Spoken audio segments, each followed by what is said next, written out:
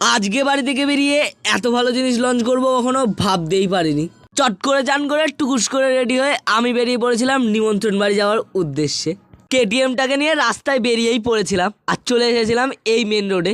এই মেন রোডটা দেখতে এরকম ছিল কিছুটা। নিমন্ত্রণ বাড়ি এসে কোনো ভিডিও করার টাইমই পাইনি। তারপরে আবার বেরিয়ে আমি চলে আসলাম এই দোকানটায়।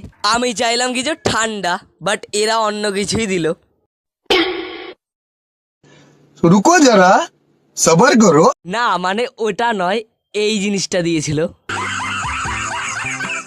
এই লস্যির প্যাকেজিংটা সেই ছিল, বাট এটার ভেতরে যেটা ছিল সেটা খেতে একদমই ভালো ছিল না। তারপরে এই কাকাকে রাস্তায় দেখতে পেয়ে একটাই গানের কথা আমার মনে পড়ছিল।